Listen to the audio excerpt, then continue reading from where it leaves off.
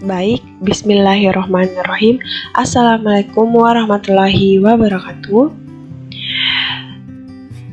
Pertama-tama dan yang paling utama, marilah kita panjatkan puji dan syukur atas kehadirat Allah Subhanahu wa Ta'ala, karena atas berkat rahmat dan hidayahnya kita bisa diberi kesempatan untuk menyaksikan materi tentang proses perumusan kebijakan bisnis.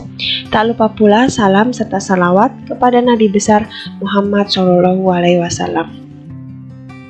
Untuk mempersingkat waktu, marilah kita langsung menuju materinya. Proses perumusan kebijakan bisnis oleh kelompok 3. Adapun anggota kelompok kami yaitu yang pertama, Mutmainnah. Kemudian Nurul Aisyah Febrianti dengan saya sendiri, dan juga Nur Oktavia Dwi Putri. Adapun pokok pembahasan yang kita akan bahas yaitu yang pertama, pengertian dari kebijakan bisnis, yang kedua, tujuan kebijakan bisnis, yang ketiga, jenis-jenis kebijakan bisnis, dan yang keempat, proses perumusan kebijakan bisnis. Baik, materi yang pertama yaitu pengertian kebijakan bisnis. Menurut Christensen, Andrews, dan juga Bauer pada tahun 1973, kebijakan bisnis merupakan suatu studi tentang fungsi dan tanggung jawab pemimpin umum perusahaan serta problema yang mempengaruhi karakter dan keberhasilan perusahaan secara keseluruhan. Nah, kebijakan bisnis merupakan pedoman yang dikembangkan oleh suatu perusahaan untuk mengatur tindakan-tindakan bisnis dengan mendefinisikan batas-batas di mana keputusan bisnis harus dibuat. Nah, teman-teman, permasalahan kebijakan dalam bisnis akan menyangkut beberapa kegiatan atau aktivitasnya. Misalnya, aktivitas pemilihan tujuan, pembentukan karakter organisasi, penentuan tentang apa yang perlu dikerjakan, dan mobilisasi sumber daya untuk mencapai tujuan dalam situasi persaingan.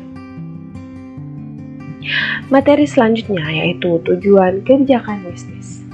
Adapun tujuan kebijakan bisnis yang pertama yaitu bagaimana bisnis dapat melindungi usaha kecil maupun usaha menengah. Yang kedua, bagaimana bisnis bisa melindungi para konsumennya. Yang ketiga, bagaimana cara bisnis bisa melindungi lingkungan hidup dan juga sekitarnya. Dan yang terakhir, memberikan keuntungan bagi negara dengan kewajiban. Materi yang ketiga yaitu jenis-jenis kebijakan bisnis.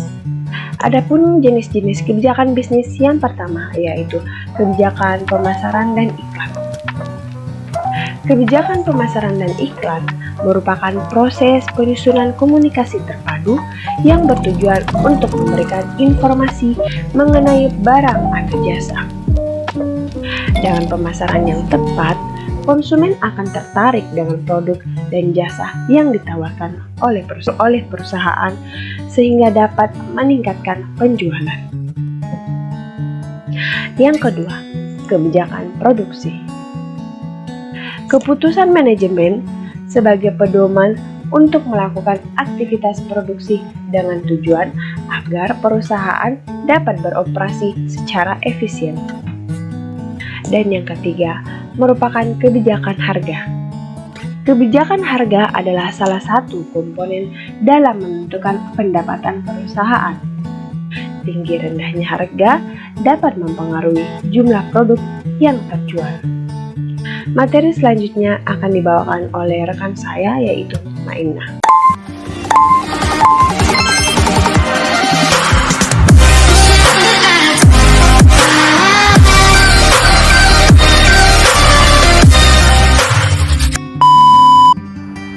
Assalamualaikum warahmatullahi wabarakatuh.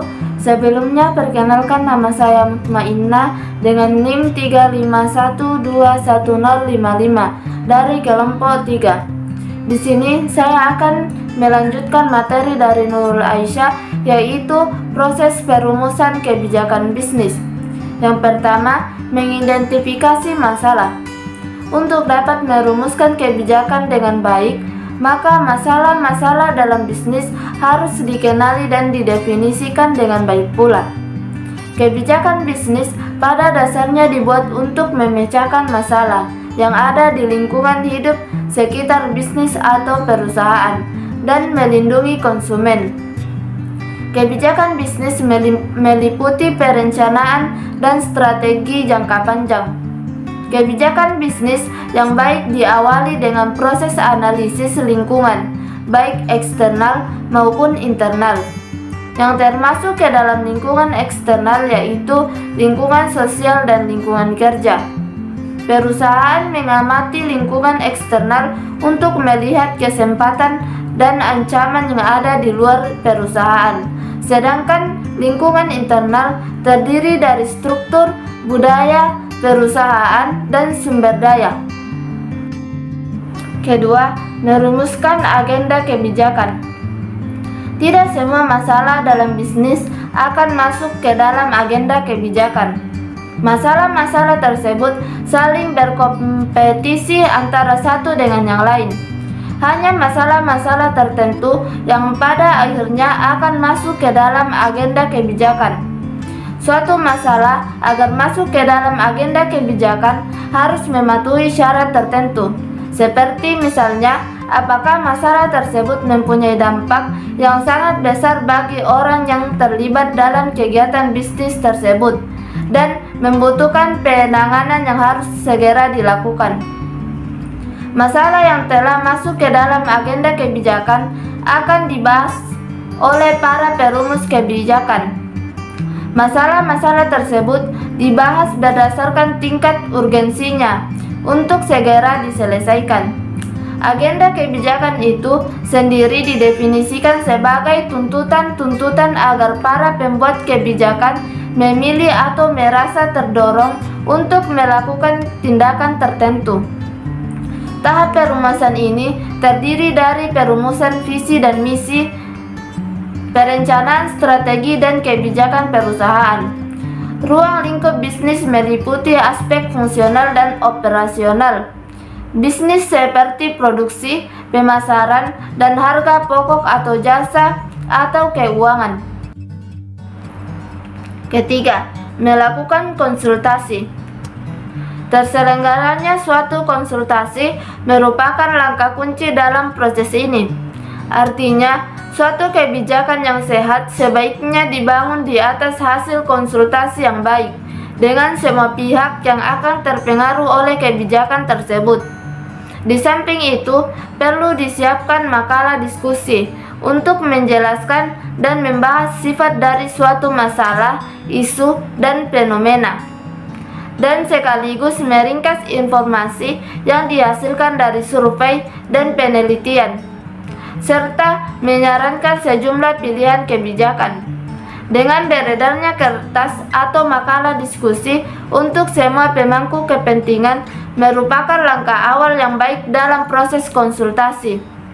Koordinator juga perlu menelpon para stakeholder dan mengirim pemberitahuan untuk mengingatkan mereka agar membaca makalah diskusi. Langkah ini penting untuk mendapatkan banyak masukan dari para stakeholder atau para pemangku kepentingan. Pembahasan dapat dilakukan melalui suatu workshop, pertemuan terbuka, memanfaatkan situs web, atau pertemuan individu tatap muka. Untuk konsultasi menyeluruh, tentunya dibutuhkan waktu sampai beberapa bulan.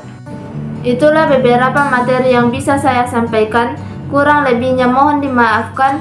Wabillahi taufiq wal hidayah. Wassalamualaikum warahmatullahi wabarakatuh.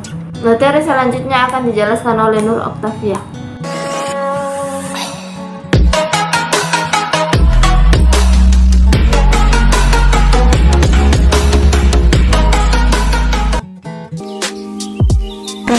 Assalamualaikum warahmatullahi wabarakatuh. Sebelumnya, perkenalkan nama saya Nur Oktavia Putri dengan NIM 35121 kelas 1C, Prodi D3 Administrasi Bisnis. Nah, saya akan melanjutkan materi dari rekan saya, yaitu Yang keempat, menerapkan kebijakan. Keputusan tersebut dibuat oleh orang-orang yang mempunyai wewenang dan tanggung jawab dalam kapasitas mereka sebagai manajer, anggota komite, anggota dewan direksi, para eksekutif, dan lain sebagainya. Ketika keputusan dibuat dan tindakan apa yang harus diambil dalam situasi tertentu, maka setiap keputusan dan tindakan tersebut perlu didokumentasikan dengan cara yang pertama, menulis dan merekam untuk mereferensi di masa mendatang, dan yang kedua, mengkomunikasikan kepada semua orang agar menyadari pentingnya suatu kebijakan. Jika hal ini tidak dilakukan, maka kemungkinan akan terjadi kebingungan tentang keputusan yang dibuat dan disepakati dan tindakan apa yang perlu diambil. Para pembuat kebijakan bisnis perlu menemukan cara untuk mengkomunikasikan setiap hasil yang dicapai dalam merumuskan suatu kebijakan. Yang selanjutnya, 5. Menerapkan kebijakan. Implementasi kebijakan di mana perusahaan mewujudkan kebijakan dan strateginya dalam tindakan melalui program, anggaran, dan prosedur. 2 contoh kebijakan bisnis yang dapat diterapkan. Yang pertama, kebijakan produksi. Kebijakan produksi adalah ketetapan atau keputusan manajemen dalam produksi untuk mencapai tujuan perusahaan di masa mendatang atau di masa depan. Meningkatkan volume produksi, kapan peningkatan volume produksi, dan kapan dihentikan produksi. Yang kedua, kebijakan harga. Dalam menentukan harga produk di pasar, dikenal ada beberapa jenis kebijakan harga yang dapat digunakan, yaitu yang pertama, biaya tambah margin atau cost plus margin, yaitu jumlah biaya produksi ditambah keuntungan. Yang kedua, kebijakan pemasaran dan iklan. Kebijakan pemasaran harus memperhatikan konsep bauran pemasaran. Yang pertama yaitu produk, price, dan place atau tempat dan saluran distribusi, dan promotion. Iklan diharapkan dapat meningkatkan penjualan, namun penggunaan iklan juga menimbulkan biaya tambahan, sehingga diperlukan perhitungan biaya iklan yang optimal. Berikut ini adalah hal-hal yang perlu diperhatikan untuk pemasaran. Yang pertama, dari sudut pandang penjual, tempat yang strategi atau place, produk yang bermutu atau produk, harga yang kompetitif atau price, dan promosi yang gencar atau promotion. Yang kedua, dari sudut pandang konsumen, kebutuhan dan keinginan konsumen, biaya konsumen, kenyamanan, dan komunikasi. Selanjutnya, yang keenam, mengevaluasi kebijakan. Selanjutnya, tahapan yang merupakan evaluasi dan pengendalian kinerja.